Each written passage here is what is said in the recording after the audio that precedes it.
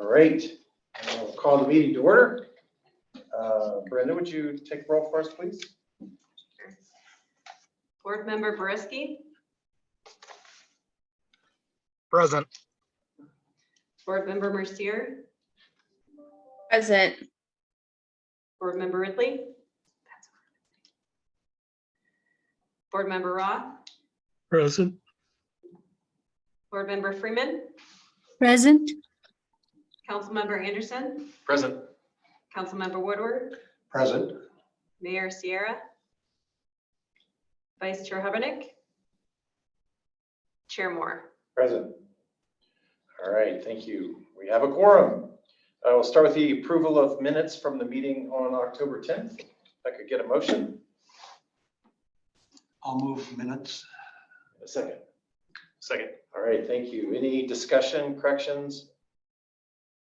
Hearing none, all in favor, please say aye. Aye.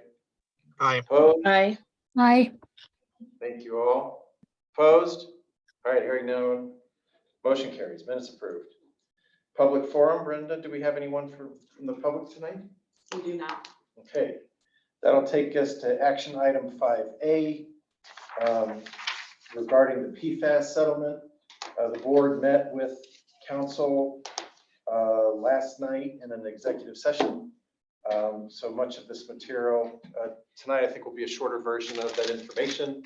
And then we'll be asked to take action on that. Peter, you? Thank you, Chair.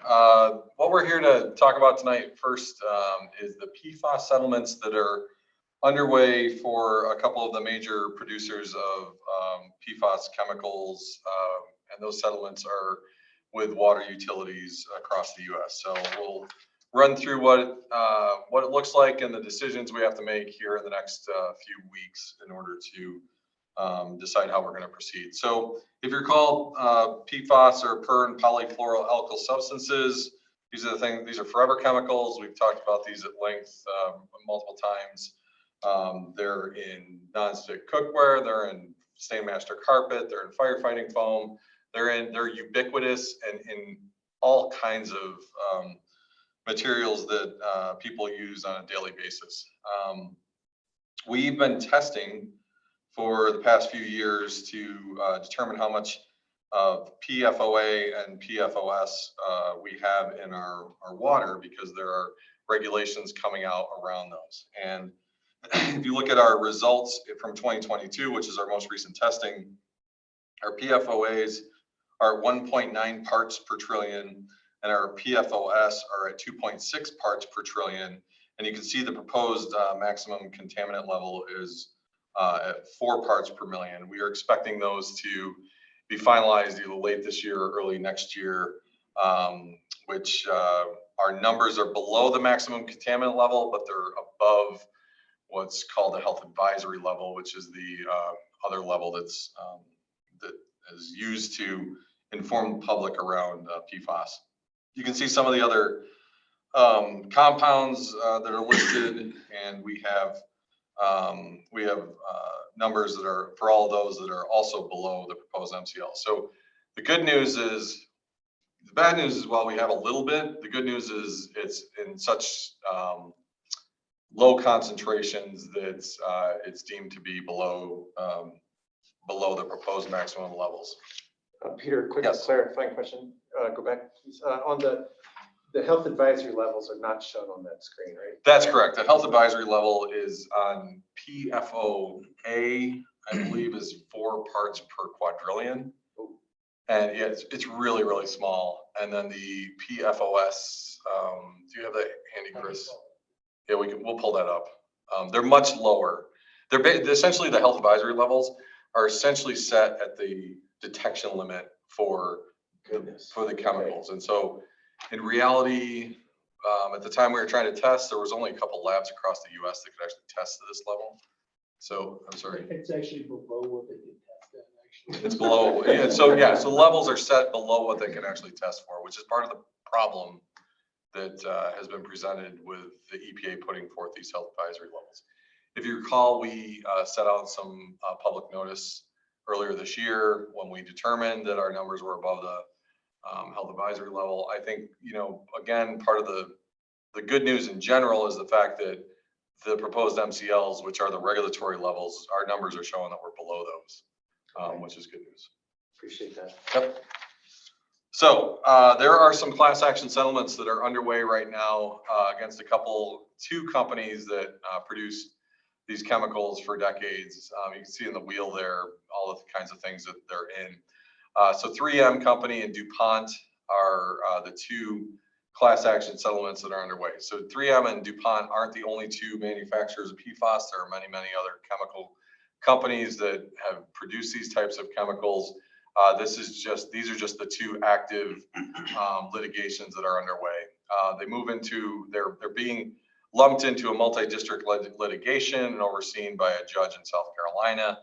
And the damages are basically to seek recovery for PFAS exposure for water providers. So there were 440 water providers that were plaintiffs, and when it became a class action suit, there were deemed between 6,000 and 7,000 eligible water providers that are eligible to participate in the class action. And Englewood is one of those 6,000 to 7,000, which is why we're here today to discuss decisions around how to proceed. So with the 3M settlement, essentially, the proposed settlement is to pay 10.5 to 12.5 billion to members of the class, of which there could be several thousand entities. It's based on essentially what it's based on is these bullets of a formula that they have that determines to what degree we as an entity are impacted and what sources of water are impacted. And so we've done some preliminary calculations based on the formula as guidance in the settlement documentation, and we believe that we are eligible for. I just lost the screen. We're gonna pause here for a minute.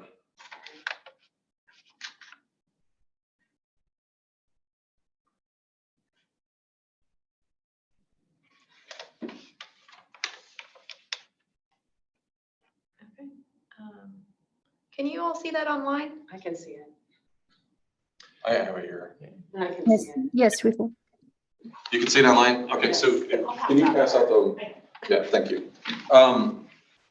So essentially, this is a mandatory settlement that, according to the calculation, we believe on the 3M settlement, we're eligible for probably about 3.5 million, is that right?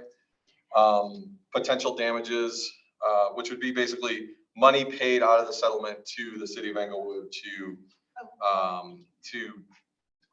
address PFAS issues due to the contamination. The important thing here is there's some deadlines that we need to have a decision by. And so the opt-out date is December 11th for the 3M settlement. If we don't opt out, will be automatically considered in the class action settlement, at which point then we have a series of deadlines if we want to file a claim and get some of that money, with the final approval being February 2nd of 2024 for that litigation. The DuPont settlement is less. They preliminarily agreed to 1.185 billion. It's very similar in terms of the calculation. We figure we're eligible for 300,000 or 400,000 out of the DuPont settlement if all goes well. And the opt-out decision on that is December 4th. So you can see they're both coming up in the next few weeks. Same kind of thing. If we want to stay in, we have to file a claim, and the approval for that one is scheduled for December 14th. So the question that we're bringing to the board is to either opt in or to opt out. And so essentially what this comes down to is if we opt in, there's a defined amount of, if we stay in the settlement, so which we're automatically in the settlement unless we actively opt out. So if we stay in the settlement, we can recover somewhere around 3.8 million, we estimate. Now it could be less than that. It could be, it's probably not more than that. all depends on how the calculations, and the number of people who actually file claims, and there's a limited pot of money. So the issue with 3.8 million is, there's so much emerging regulation around PFAS right now that we don't know what the true cost of dealing with PFAS in not just water, but our water solids, our biosolids at SPR. There's a number of active regulatory processes that are underway that could result in significant costs to the city that would exceed $3.8 million. So if we opt out, we preserve our right to sue after the fact. And the challenge with suing after the fact is the way these settlements typically work when you have these large class action suits is they agree to pay a certain amount, and then typically there's a corporate restructuring that spins off the part of the entity that has the liability to protect the parent company and the subsidiaries that aren't affected by the PFAS settlement. And essentially what happens is then that spun off company files for bankruptcy. And while we may be suing someday in the future for more money, in reality, typically what happens is there's no money available because they've already bankrupted. And so we end up with a moral victory, but really no monetary judgment that we can use later. So that's really the issue here. And the way it can be summed up is it's the idea of a bird in the hand or two in the bush. So the bird in the hand is if we stay in, there is money available, we'll get some money. We're pretty sure it's not going to be enough, but at least it's something. If we opt out, you have the cost of proving the damage, you have the cost of the litigation, there's no guarantee, and all likelihood, and our estimate is that the companies would not have any assets available to even pay it out, so you wouldn't recover anything. There's one other consideration. The state of Colorado has also filed suit. So this is just for the 3M and DuPont settlements. There are other lawsuits around PFAS that are underway. This does not prohibit us from or bind us in any of those other lawsuits. This is just purely dealing with 3M and DuPont. And so if there's another favorable outcome from the Colorado lawsuit, it's estimated that we would be eligible for additional recovery of funds. So that leads us to the recommendation. And the recommendation that, as we have staff have looked at this and weighed back and forth over the last several months and really dug into the settlements, is that it's our recommendation to remain in the class and make sure that we're at least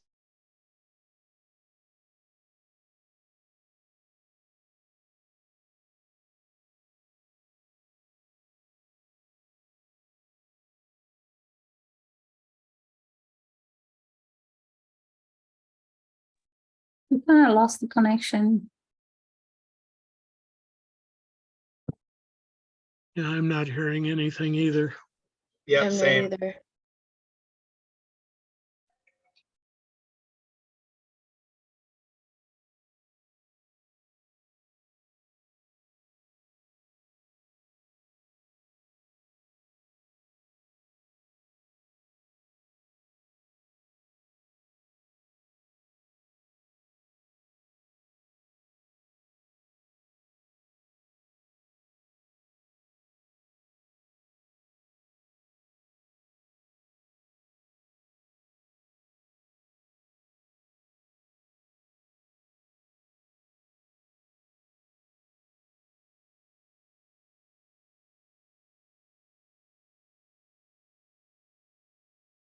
eligible for some sum of money. It will.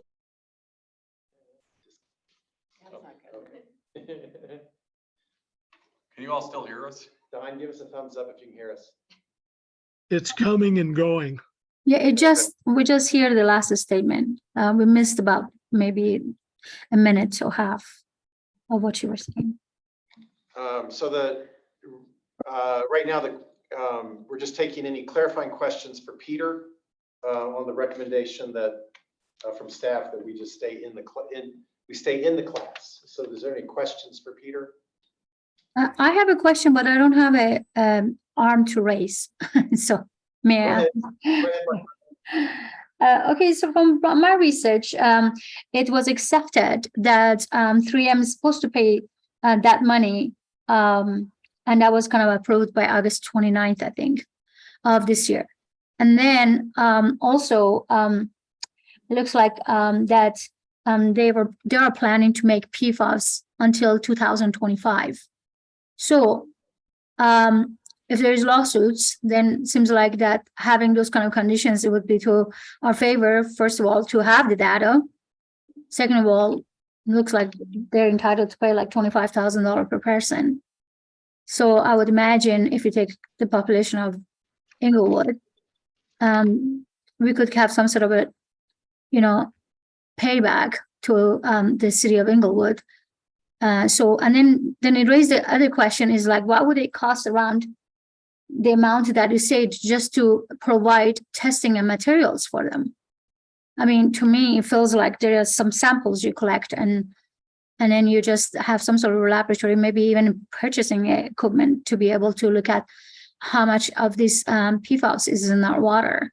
So I feel like it is to our advantage to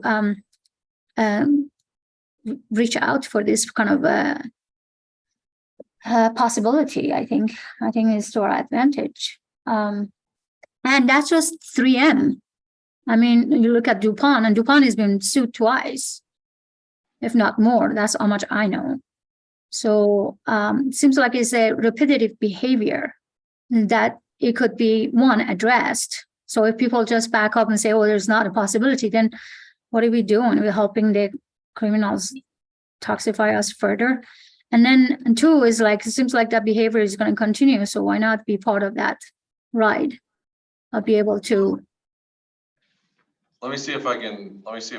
So I think the first point that you're making is they're still producing them through 2025. Yes, that's one of the actual issues that is a national issue. I just came back from a national meeting with the National Association of Clean Water Agencies, and one of the comments that someone in the meeting said was, before we start regulating all the water providers in the U.S., why don't we get it out of the supply chain?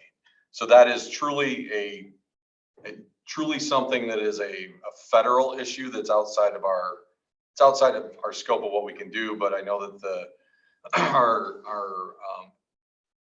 our industry advocating agencies are working with the Congress and federal government to raise these exact issues because of the fact that the pressure is coming down on the water providers. So that is it's a valid point. However, it's the reality. The second piece, as it relates to testing, we actually did receive that grant earlier this year for $426,000. 126 of that is that right? 120? Less than that. 80,000. I'm sorry.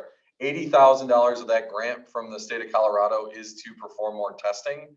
And so we are accessing grant money to help us with the testing and further characterization, not just at the water plant, but within the watershed to help understand where the PFAS is coming to us in the environment. And then the second piece of that is to start piloting removal technologies. And so all of that is working in parallel to essentially these lawsuits that are class action suits that we, based on the presentation, we believe the money is available by staying in the class.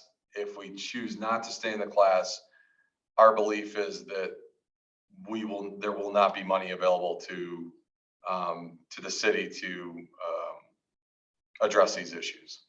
Yeah, but we've got to also consider that 3M is they're gigantic company. They're pharmaceutical, they're the biggest company. So what are the chances for them to go down? So here's the parallel that I will, so so if you read about Johnson & Johnson right now in the talc lawsuits, Yeah. Johnson & Johnson essentially filing for bankruptcy, restructuring, protecting the parent company, protecting the subsidiaries, and spinning off all the subsidiaries that are associated with talc in order to essentially bankrupt those companies, limit the amount of damage and claims that can be associated with recovery around those issues. And then Johnson & Johnson will move forward as the corporate entity that it is. We see a similar parallel here because 3M is a large corporation, and that's what that's what corporate law allows you to do in the United States. Are there any more questions before we get to discussion? All right, what I'd like to do is, before we move into discussion on it, can I get a motion in a second to recommend the city council approve by resolution that the city join, I'm going to be more clear there, that the city join the proposed class action settlements concerning PFAS. Someone like to make that motion? I'll make the motion. Thanks, Don. Can I get a second? Second. Okay, thanks, Caitlin. All right, with that, floor is open for discussion. If anyone would like to share their thoughts about this. Otherwise, I can move to a vote. I believe that I am pro going after this condition. I really think that having clarity gives us a learning curve, as well as in the future, if we can use this learning curve to have this kind of a similar conditions, it will help us at least learn the process instead of avoiding it. So I'm pro it. All right. Then I will move to a vote. Again, the motion on the table is to join or stay in the proposed class. All in favor, please say aye. Aye. Aye. Aye. Opposed? All right, motion carries. Thank you very much. Item 6 or 5, ooh, boy, am I jumping ahead. 5B, the McBroom Ditch Bylaw revisions. And we'll have Chris Edelstein present. Okay, nice to meet you. Nice to meet you. Okay. Good evening, board. I'm Chris Edelstein, the Environmental Compliance Manager for Utilities. The McBroom Ditch Company was founded in 1924. It'll actually convey water from Bear Creek, starting west of Lowell, north of 285, down to around the golf course. There's a discharge point on the west side of the river, and then the water can also be conveyed the whole way down to the Union Ave pump station, and we can utilize that water for drinking water if needed as an emergency source. The city is the president. We're the majority shareholder. With us, there's 4 additional shareholders, so 5 total. There's about 444 shares total with the company. The bylaws were last amended in 1927. So what we're proposing in the 2023 amendments is to Section 8 of Article I. It'll give the city and the designee a little bit of authority to sign, execute, and acknowledge contracts. Just trying to streamline things, make it a little bit quicker and easier. The picture on the right is actually the head gate, just for a little bit of knowledge. The orange structure in front of us, that's the inflow into the pipe. And then there's another orange gate on the right-hand side. That's a discharge to be able to flush through. So that's Bear Creek that we're looking at. The flush would go back to the creek. In the ordinance, it'll actually name the utilities environmental compliance manager as the president's designee. So it'll be my position. It's not me by name. So when I retire from the city, whoever fills my role would be the designee. Again, just trying to streamline everything. So the proposed amendments, all of the original provisions and bylaws will remain. We're not going to revise any of those. But with the new provision, the president or their designee shall have general charge of and direct the operation of the McBroom Ditch Company. We do have 2 staff members that when the ditch is in during irrigation season, they do run the ditch on a daily basis. It will keep the manager fully informed and consult with them concerning business of the McBroom Ditch. So we will not be making decisions by ourselves. We will be having meetings with all of the other shareholders to get their input. And then have the authority to sign mortgages, leases, other obligations, reports, and other documents or instruments necessary or proper for business operation. So with that, I'll open it up to any questions.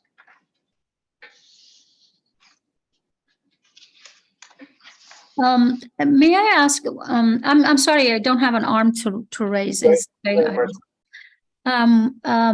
so what's the reason for this change? I mean, it's been working since 1927. How come is now it needs to be changed? Well, in 1927, they would have had more meetings. You have a full, and then once the city took the majority of the ownership, then you start involving city council and the water and sewer board for decisions as well. Any major decisions would still come to both of these. This is just for smaller incidental agreements that need to be signed.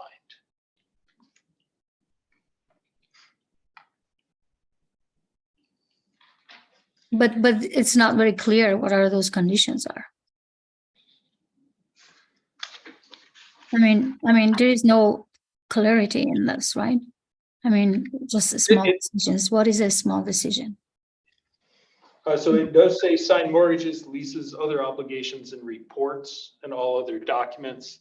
Obviously, anything large like mortgages would be being decided here at this board and then moving over to city council. So it would be different agreements with contractors potentially, any additional leases that would be needing to be joined in with the ditch company. So the ditch is its own entity. It has its own budget. It has its own revenue stream and expense stream. And we are the president, as the city is the president because we're the majority shareholder. So what this allows the ditch company to do is to function in a more streamlined manner in dealing with simple issues associated with the ditch. We had one earlier this year where we had a ditch crossing that could have been more simply handled because it's part of the ditch. The ditch entity itself it's much like EMRF is an entity in and of itself. So Englewood McClellan Reservoir Foundation, I'm the president of that. The president executes, but we don't execute anything on EMRF unless we talk to the city council. But it's a separate entity. McBroom Ditch is a very, very small ditch that we use to run water. And sometimes we have to replace head gates and things like that. And it's not the utilities department that does that. It's the McBroom Ditch Company that makes those changes. And so what this does is it streamlines that ability for us as the city, as the president, to execute on those needs in a much easier method, with the city being in control because we are the majority shareholder, as opposed to every time we need to make a change, we have to bring together the 5 shareholders and agree to whatever change needs to occur, because sometimes we can't even get the shareholders to come to the meeting.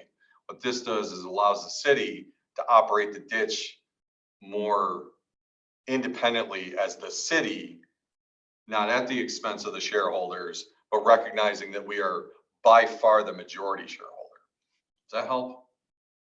Well, it helps. And thank you, Peter. You always shine a light on the things that is not very clear for me. But like from the time that I've been in these meetings, how many times do we have meetings about these? About McBroom Ditch? For the past year. I think we had the On one a year crossing. basis, one time, right? So to me, is like, what are the chances of giving that full power to a company that is still as a private company versus the obligation of the city that we can actually spend the time and just get clarity about what is it that needs to be done. I don't know, it's just my experience to see that when we take that power away from the people and give it to a company, it just usually doesn't have a good outcome. So but- I'm personally questioning that. The power's with the company because the ditch company is the entity with the power. We just happen to be the majority shareholder. What we're trying to do is, because we're by far and away the majority shareholder, we're trying to streamline it so we can make decisions on what needs to happen, because we're the ones that operate it, we're the ones that maintain it. It doesn't require us every time we need to make an expenditure to convene a meeting of the 5 shareholders of the ditch company. Am I accurately representing that? So this isn't about the excluding the city from involvement. This is actually about streamlining the city's ability to run its infrastructure, being the McBroom Ditch, without needing to convene a meeting every time we need to do something. Do these Thank you for bylaws have explaining that. by the McBroom Ditch Company as well? Yes. Don has a question. Pardon? Don has Oh, yes, Don. Thank you. Yeah, I'm just wondering about naming the environmental compliance manager. It would seem, because I think that's probably a fairly new position. I don't recall having heard that before. And I'm wondering if it shouldn't be a higher up. I know in zoning, in a lot of the zoning stuff, it uses city manager or designee. You know, that means Chris would still do it just, you know, as the designee, but it would name it on a job that exists higher up, a utilities manager or a city manager, something like that, that you know is going to be there. You know, restructuring could eliminate the environmental compliance manager. Yeah, I mean, that is something that we could consider, is instead changing it to utilities director or designee. At which point then I would just designate the Right. the person. I mean, I don't see that as a That's not- remarkable change, right? That's a pretty simple thing. That would be a simple thing. Yeah. Do we just amend the language then in that case? Because I understand the point. Yep. I would say so. Utilities director is a much more tried and true term in the city that's been around for many, many years. So I see the point. We think we have a really good structure. You know? We think it's going to last for many, many years. Well, Chris is already talking about retirement. That's right. I was happy you characterized it that way too. But I see the point, and we can easily, you know, then designate you as designee at that point. So is the president designating the utilities director and the utilities director is designating Chris's The role? president is the city. Right. And so the city's representative is the utilities director or designee. So the president is the city as an entity is the president of the ditch company. So then you name me, the utilities director or designee, as the person executing on behalf of the president, which is the city. So you want to help me with this? I mean, the city is an entity and we need someone within the city to be able to act on its behalf. Right. That's just what the revision is intended to achieve. Agreed. I think it's a two-step designation process, which as long as that's fine, right? Because Yeah. the president is first designating your role to then designate his role. Right. Which I would say is what we're doing now, is we would designate my role as the representative on behalf of the city. And then I go back and designate. You That makes can't, I'm sense. sorry, for him to sign documents, it's more that you have to have the authority to designate to him if he's going to be signing documents, right? Which is what we'd write in the bylaws Right. Okay. of that's what- of the ditch company. It is still two designations. I'm just fine. I'm just trying to understand the mechanics. It's two Is it- designations. The president, this collective body, the president's appointing you and giving you authority to appoint him I would say that's accurate. to then execute these things. I think so. Yes. Works for me. To me, that's I think that makes sense. And Peter, in your role as president of EMERF, you know your boundaries somehow. Yeah, they've been explained to me, yes. So do we have that parallel here? I mean, like, this is business operations. Yeah, I think so. I mean, I think we recognize that if it's anything that's like a longstanding agreement, a long-term agreement, like a lease, some of these longer term binding agreements, we'd bring it to the water and sewer board and or city council to say, yes, yes, we as the president of McBroom Ditch Company should move forward with this as the McBroom Ditch Company. So I think the majority of the stuff that we're trying to do is we're just trying to be able to, hire a contractor to fix a gate without convening a meeting. Would this be subject to the city's normal purchasing and acquisition policies anyway? So We have not set that forth in the bylaws. I would think that would be how we would proceed. It'd probably be a good guidance. Without it explicitly being explained, I would say that would be the default, right? Correct. right, with the city being the president, and anything Yeah. that the city is subject to would apply to. Yeah, so if we had to spend $100,000 on McBroom Ditch, I'd be bringing it to you guys. Exactly.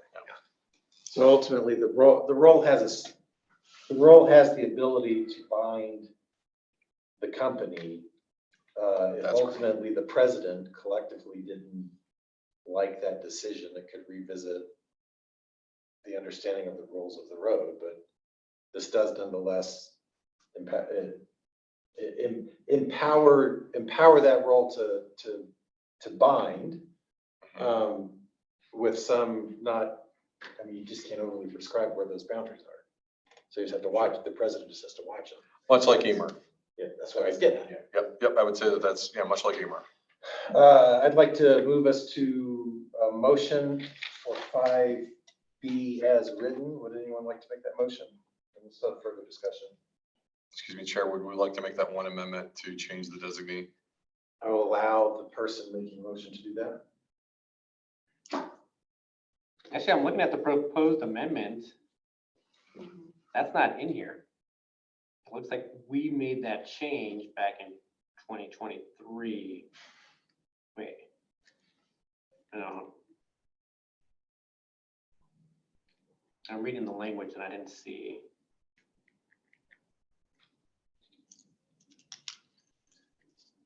Because all it says is the president or their designee. So what we asked for, it doesn't call out the environmental compliance manager specifically. So Victoria, what would we do in this case? So So we would move to amend, so the proposed motion would be as written, except that we would naming the, Because it says the president or their designee shall have general charge of and direct the operations of the McBroom Ditch Company. And it says it again further. It just says president or their designee. So do we actually have to call out specifically? So this would be the designee's designee. So this is the issue here. Yeah, this is the All right, issue yep, now. yep. naming Yep. the director. Yeah, back to your That's the point. Right. So do we have to say that twice? Move to amend to rewrite the language to include the president or their designee or their designee's designee? Or do we call out the utility director specifically? We would call out the utility Okay. director specifically. Well, we're gonna designate, No, so yeah, so we're we will. designating. So I would like to move to amend the proposed motion to include, to rewrite the president, the utility director, or their designee.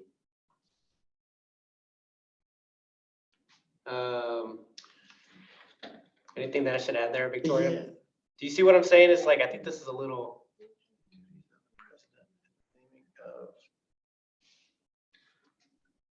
Yeah, this is convoluted. Yeah. But it's in the actual language of the amendment.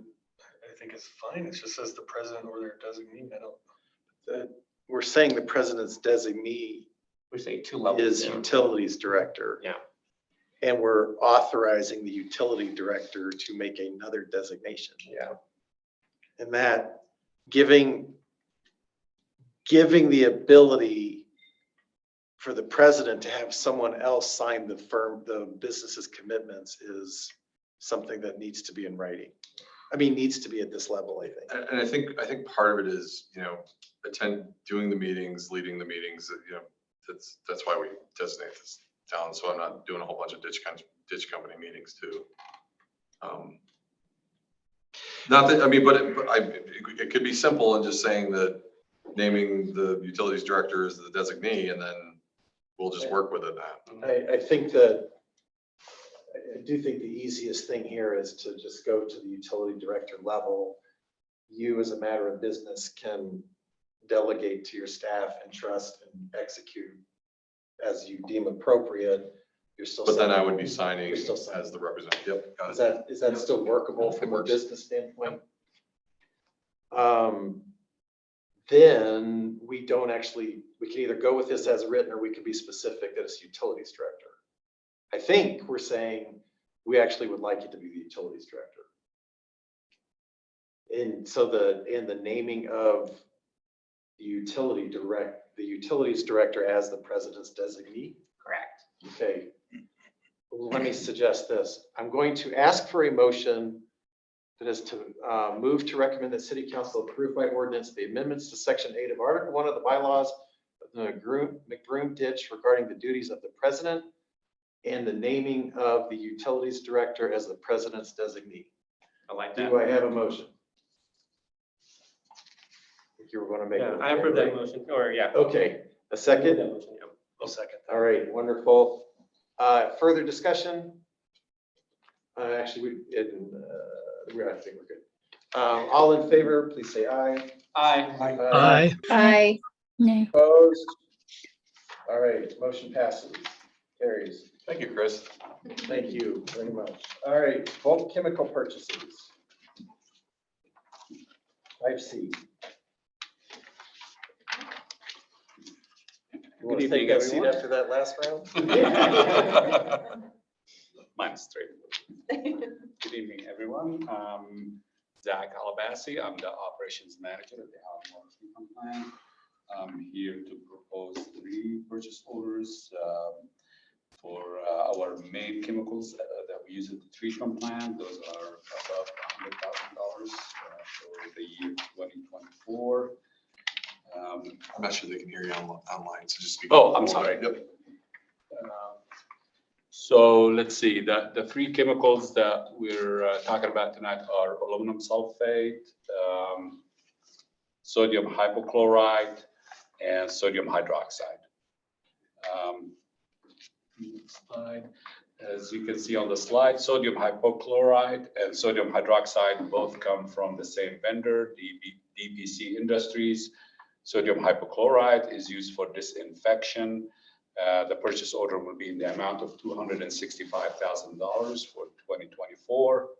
Sodium hydroxide also comes from DPC. That's used for pH adjustment. That will be for the amount of $103,000 for 2024. And aluminum sulfate or alum comes from Chemtrade Chemicals. That's for sediment removal. And that will be in the amount of $207,000 for 2024. The total of those 3 chemicals will be $575,000. Any questions? Yeah, which is the one that tastes so bad? You don't want to drink the bleach. Actually, they all taste You only taste it once. Bleach tastes terrible. These chemicals are removing what tastes bad.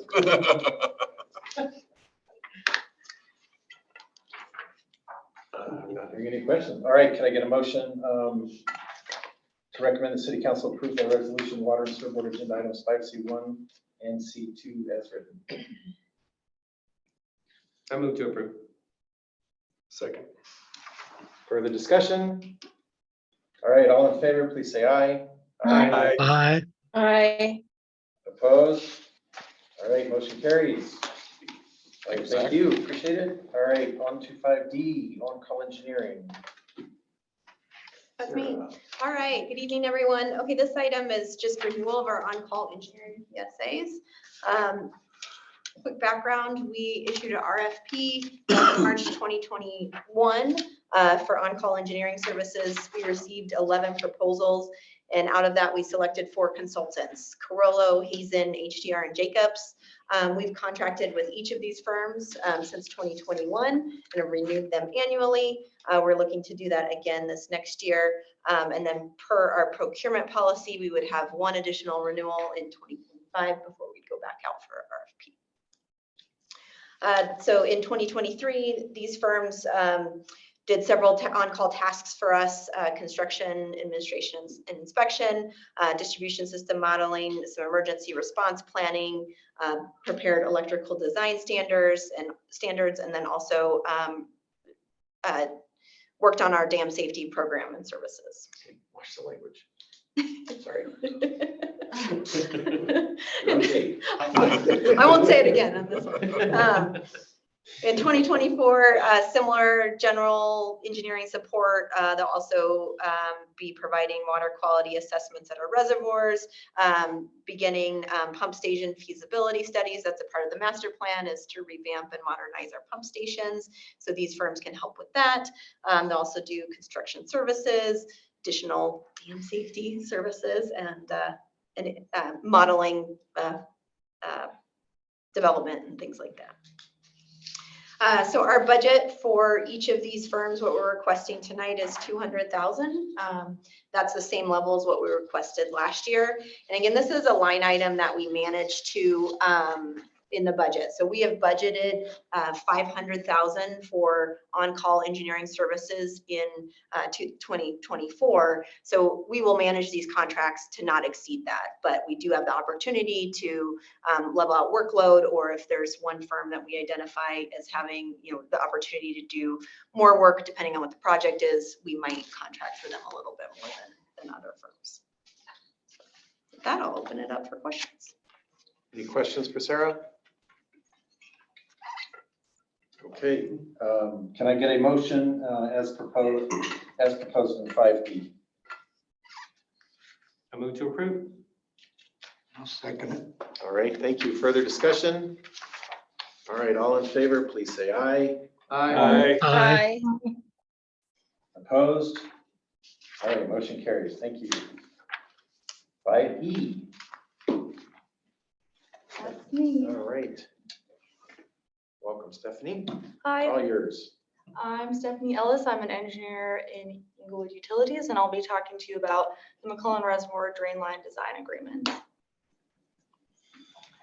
So you received some background on the Santa Fe Park development earlier this summer. The Santa Fe Park development is a residential development in the city of Littleton. It is on the southwest corner of Mineral and Santa Fe, and we've been working with this developer for the past few years for their development. We have several pieces of infrastructure in this area, so we're working with them to ensure that's protected, as well as working with them on these proposed improvements. Those include the relocation and piping of City Ditch, land dedication for around the McClellan Pump Station, the relocation and replacement of the McClellan Reservoir Drain Line. And those first two items were approved by the Water and Sewer Board back in June. I forgot to mention at the beginning, we've got the developer on from Toll Brothers if there are any questions for them as well. The McClellan Reservoir Drain Line is a critical piece of infrastructure. It runs between our McClellan Reservoir and through this property and drops on the west side of the property. It's important infrastructure for the city because water is delivered from City Ditch through the McClellan Pump Station to the McClellan Reservoir through it. It's also utilized for reservoir releases, which is important for both flood control and also to meet the obligations of our water rights. In addition, there's an interconnect with Centennial Water and Sanitation District on the drain line where in emergency situations, we could open up that interconnect and ensure we're still conveying water to the reservoir. Toll Brothers completed the preliminary design and we are entering into the final design phase now. There are two proposed agreements we'll be talking about today. The first is a reimbursement agreement with Toll Southwest, and the second is a professional services agreement with Hazen and Sawyer. Due to the criticality of the drain line, we recommend the city oversee the design contract and for this final design of the relocation of the drain line that runs through the developer's property. This will ensure design criteria is met and that it meets all of our operational needs. And through this proposed reimbursement agreement with Toll Brothers, Toll would reimburse the city for all costs associated with this design. In October, we issued a request for quote to our 4 on-call engineering firms to provide us with proposals for this work and to complete the design. Hazen and Sawyer provided us with an excellent proposal. They really understood the scope and had a good approach to this project. In addition, they're willing to expedite this timeline so we can work with the developer and ensure their development can go in a reasonable time frame. Hazen also has a strong technical capability and they have prior experience that ensures they have the ability to complete this design. So we are proposing a professional services agreement with them for this work. The scope of this work would include reviewing the data and preliminary design provided by Toll Brothers, field visits, hydraulic modeling, and then compiling civil construction drawings and a specifications package that the developer will be able to give to their contractor. The proposed contract value for this is $139,000 or $139,020. We're recommending a 20% or a 10% staff managed contingency of $13,902, which would give us a total project authorization of $152,922. You guys have any questions? Can I just add one thing on this? This ties back to the 4 on-calls that we just renewed. So we issued this as a request to all 4 on-calls and Hazen was the only one to respond. And a lot of that has to do sometimes with workload, availability. And so that's why it's nice to have all 4 so that when we actually do issue these types of requests, we have the ability to have multiple either respond. In this instance, 1 responded, it was deemed responsive. And so it just points to why having 4 is actually a good thing for us. That said, this doesn't go against their budget No, for the on-call purposes, no. right? This is not This an is a- on-call service. Right, it's not an on-call service, but what we do is because they're pre-qualified as on-calls, that's who will issue a request for quote to. So we're issuing it to the 4 entities as opposed to going out to a full RFP that takes months to do. So it allows us to use pre-qualified contractors to bid on these types of one-off projects when we have an opportunity that makes sense like this, where schedule is actually the most important driver for the developer. So it really just doesn't go against the 500,000 budget. It does. That's right. That's the issue. Yep. That's And right. again, those costs are going to be reimbursed by Toll Brothers. That's why that seemed independent. And Stephanie, you said this, but do you mind again, maybe go back to the earlier screen. Remind me what we did before and how this one fits into the equation, because Sure. remember. Yeah, so if we go back to the slide with the map, actually, that would be helpful. Yeah, perfect. Okay, yeah, so back in June, what was approved was the relocation and piping of City Ditch. That's shown in green Okay. there. And then the developer also dedicated land to us around the McClellan Pump Station, which is shown in kind of that light blue Okay. box. So those were the 2 pieces that were approved earlier this year. The highway there, is that County Line Road or is that Santa Fe? That's Santa Fe. Okay, Mhm. got it. And is with respect to what we did before on the green, I assume that's still yet to be, I was gonna say, how's that going? But I would assume Yeah. that's the same thing. This is all still in the planning stages, or is that So underway? what was approved was back in June for the City Ditch relocation in this area was actually the final construction agreement with them. So final plans had already been completed at that point. So there were multiple agreements associated with it, but there was an easement dedication to us and a vacation of our existing easement, a construction agreement. And then, yeah, those were the. But that piece is constructed now, It right? is constructed. Yeah, so- there's- So as soon as we sign those agreements, they move forward with constructing. So that relocation is constructed. And on the drain line, more agreements are coming, so it will be another construction agreement and easement agreements. This is just the design piece of it. So I hate sitting here and share and show the level of ignorance I'm about to show. I understood the ditch. I'm not familiar with the drain line concept. This is going backwards? It drains a dam, so it can go either direction. So it can either fill the dam pump water up into McClellan Reservoir, or it can reverse direction and flow water all the way out to it. It extends all the way out to the South Platte River. And so if we need to augment water coming out of the McClellan Reservoir, we open up the valves to send water down this drain line. That's why we as a city wanted to take this over from a design perspective, because it is critically tied to the McClellan Reservoir dam and reservoir operation. So it's not as simple as just a water line. I'd like to see this in the full context of the drain line sometime. So thank you for educating me. Any other questions? So that is the plat on the left-hand side. Yes. Yes, yeah, right along. Yeah, and reservoir, so the reservoir is basically where you see the picture of all of us on the screen there, so off to the right. Where Don's at, where Don is at? Yeah, a little bit farther south. I think where we are at. So it's just east off the picture is the reservoir. All right, well then can I get a motion for, as proposed in 5B?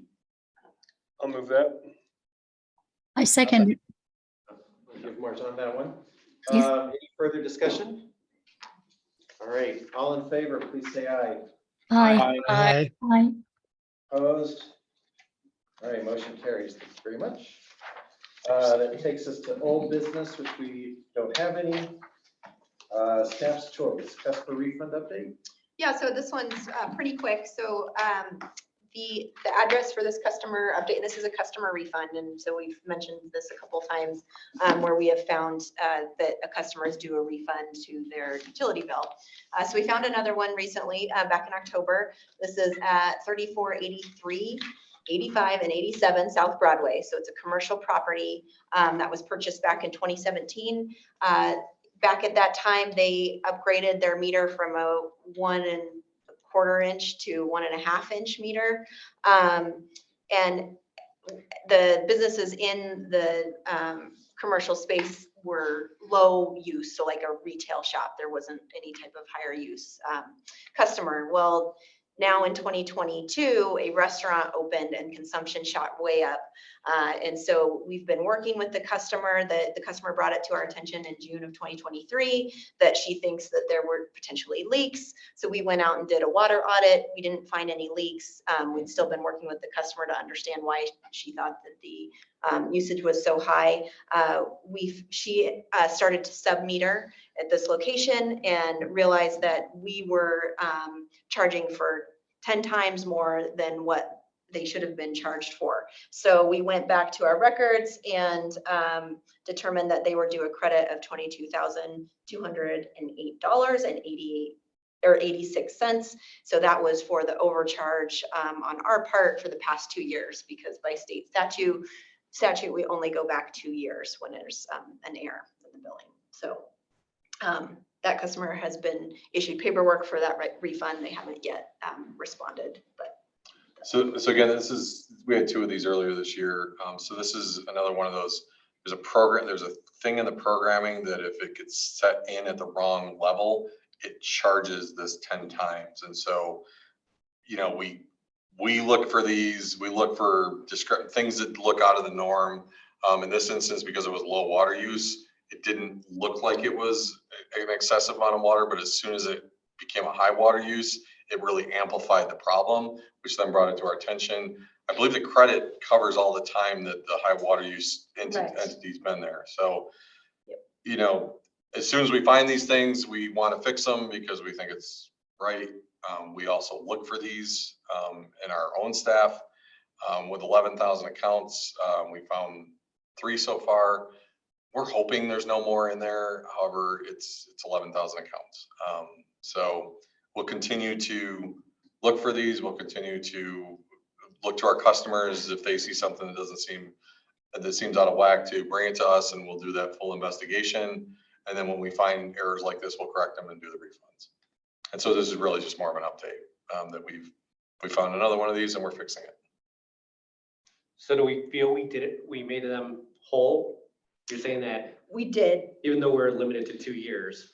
So the restaurant opened in January of 2022. So going back 2 years covers that. And like I said, the low water use from before that, it wasn't enough to trigger some kind of investigation. So it's not making them whole, it's not making the prior. Fully whole, yeah. They still got How overcharged. long? It was low Since usage. 2017. And this, again, this is consistent with how it played out in the prior two. Yeah. So this is not, this is informational for the board. This is We want to keep you apprised of administrative these. policy for the staff. Yeah, we want to keep you apprised of these when we want to be transparent when we find these things. We want you to know so that we're working with the customers and we're doing the max refund that we can when we are sure that we made an error. So there's a legal limit on how much we can refund. It's a statute of limitations. It's, if so you just to be clear, it's a limit on what we must do, Yeah. right? Yeah. It's a limit on any potential recovery that the account holder can have against the city and making sure we're being good stewards of public funds and while also still trying to make right these kinds of claims. That's the approach the city is taking. Does that make sense? Yeah. Okay. I was gonna say something more, but I don't. Oh, no, I think, Peter, important point of what you said is not just our willingness to correct this when discovered, that we proactively are trying to find these. It's just sometimes hard. I mean, I'd love to say, all you gotta do is look for your outliers, but how do you define an outlier in such a diverse user population, right? Yep. So I think that the fact that we're still trying to surface the next one is key to our good faith effort. The look ahead schedule is there. I'm assuming we don't need discussion. Board members' choice. Does anyone on the board have something they'd like to raise? Jim's last meeting. s- 1 second, Marzon. Yeah, this is my last meeting as a council liaison. Oh, well, thank you for your service here. Yes, thank you. Unless, You're gonna apply to be on the water and sewer board? I might. It's, I feel like we're Too bad you one. burn bridges, Watchable. Jim. Too bad you burn bridges on council, so. Yeah, I know. I feel like we're the most fun. There is an opening. You know, in the old days, it used to be, and they weren't that old. The water board went to Christmas dinner for December meeting. Yeah. I think Every, there's some policy on that. Always appreciate you, Jim. Thank you. Thank you, Jim. Do appreciate your service. Marzon? Oh, I just was wondering, Sarah, remember a while ago you sent me an email about that Agenda 2030? Yes, I just couldn't find it. Can you tell me what's your email address so I could make sure I can find it? Yes, it's sstone@englewoodco.gov. We can resend it to you too. Thank you. I've been looking for it and I just haven't been successful with that, Sarah. And I appreciate that. Great. With that, we will call the meeting adjourned. Thank you, everybody. Thanks, everybody. Have a good Thanksgiving. Thank you. Yeah, happy Thanksgiving, everybody.